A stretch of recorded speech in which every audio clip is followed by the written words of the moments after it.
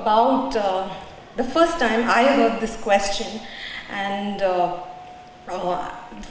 first time I consciously registered the question.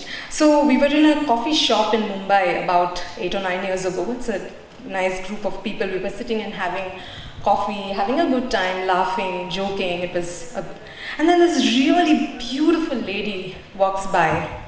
And we all stop drinking coffee and we're looking at her admiringly. And one of my friends, this girl, she tells me, "Isko thandi nahi lag rahi hai?" So she's making a direct commentary about her attire. So one of the guys who was with us in the group, so he told me, "Lavanya, forget about men, but sometimes why do women pull each other down? Or why do they make these comments? Where is it coming from?" So my immediate response to that was hashtag not all women. But it started nagging me, the question, is it true that women pull each other down sometimes?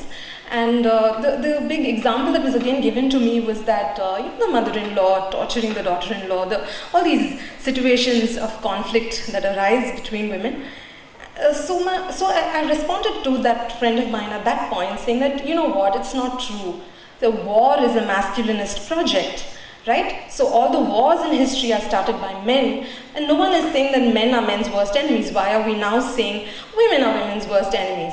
But the fact remains that the question stayed with me, and it nagged me enough. Because there are times when we tell somebody too much makeup, or if you lost some weight, you would look better. You have such a pretty face.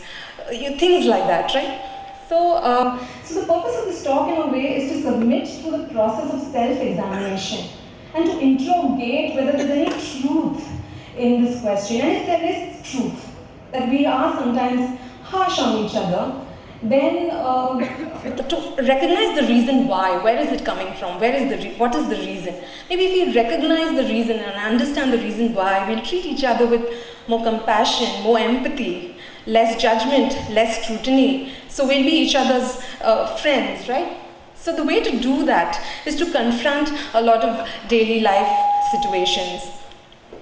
So considering the fact that women have this shared history of struggle. When I mean shared history of struggle, I mean society has certain expectations from us to perform our femininity in certain way. You're a good woman if you come back home on time, you dress like this, or you speak like this, you speak nicely, sweetly to your elders, you don't talk back, you cook, you clean, you keep house. So we have all these expectations. And depending on our social location, our caste, class location, the struggle changes. But we have this commonality, right? The streets are unsafe for us.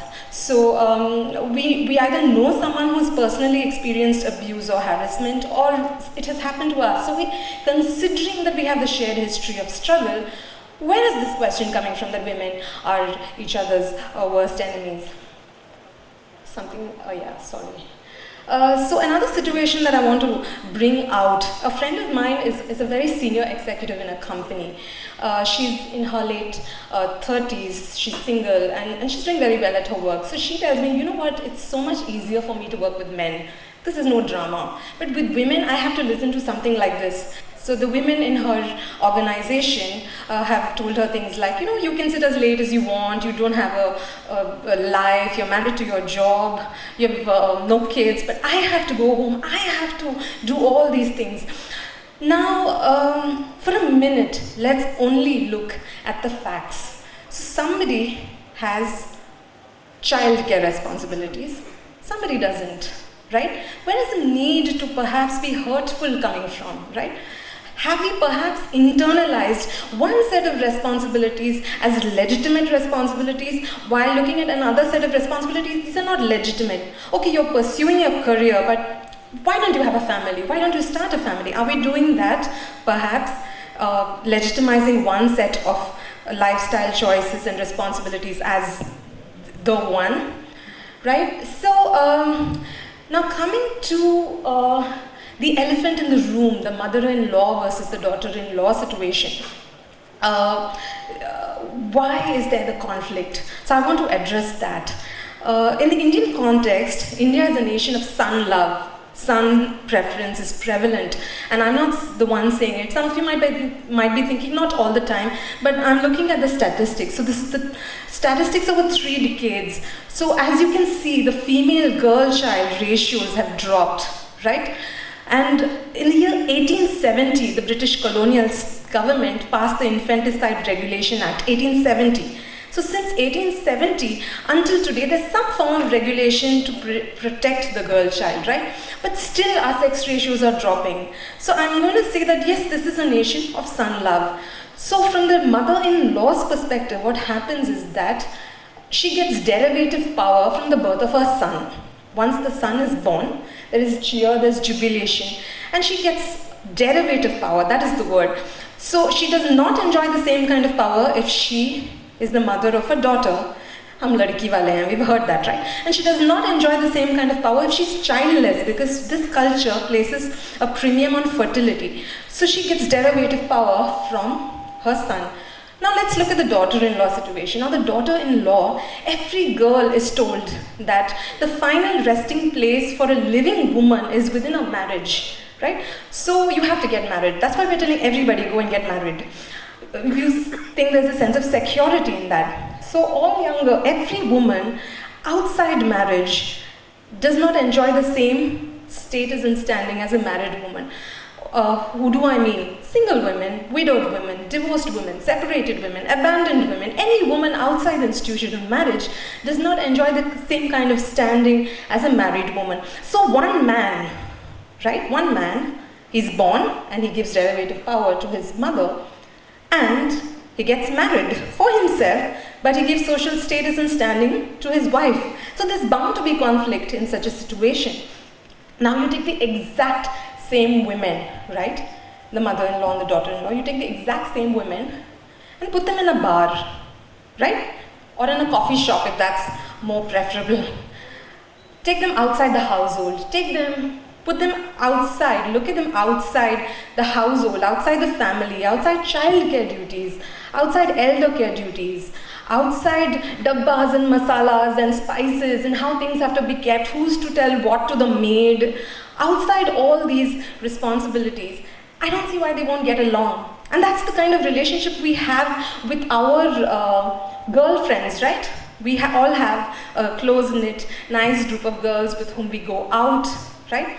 And we share everything with our girlfriends. So that's the kind of relationship we have. We don't have a relationship bound by familial ties and responsibilities in the family. So gender roles, who must do what, and how must you behave as a woman? These are things that are taught to us right from a very, very young age. Now, what is this system? What is the system that gives the man so much power, right? So the system is patriarchy. And feminism as an ideology, it's not anti-men, it's anti-patriarchy.